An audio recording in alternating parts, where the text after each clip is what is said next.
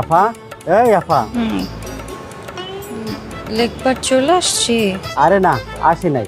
আপনি তো বসে ঘুমাচ্ছেন, পড়ে যাবেন তো। এইটা ঘুমাচ্ছি না। আপনি আপনি রিক্সা না চলে এভাবে থামে রাখছেন কেন?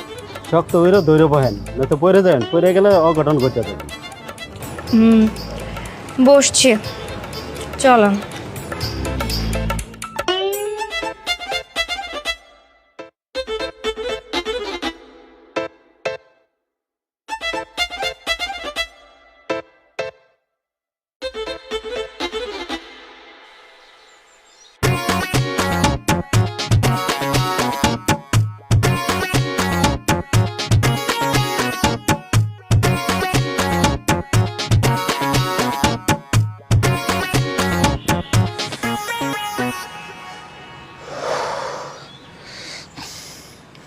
এই যে হ্যালো, এই যে আপনি চলে আসছেন? আমি আপনাকে আমার জন্য একটু অপেক্ষা করতে বলছিলাম। তার মানে এই না যে আপনি এখানে শুয়ে শুয়ে ঘুমাবেন, একটু কি বসে অপেক্ষা করা যেত না?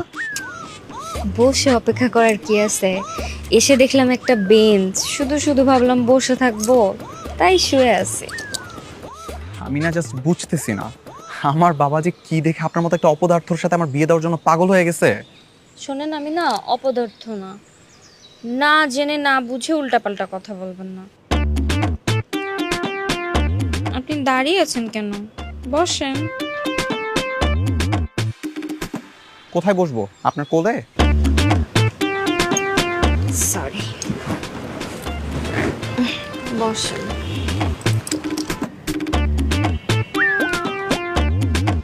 কি ব্যাপার, কালকেও না আপনাকে এই শাড়িটা পরা দেখলাম?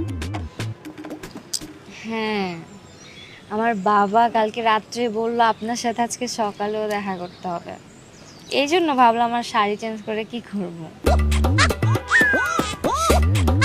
আমি আপনাকে কেন একটু আগে অপদার্থ বলছি আপনি কি এবার বুঝতে পারতেছেন?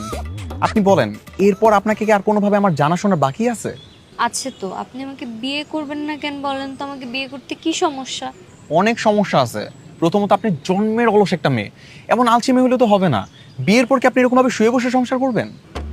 শুয়ে বসে সংসার করা যায় না? কে বলছে? না যায় না। কখনো কি শুনছেন যে কলা গাছ দিয়ে ফার্নিচার বানানো যায়? পুরো একটা অপদার্থ। নামের আগে গাছ আছে কিন্তু কোনো কাজে লাগে না।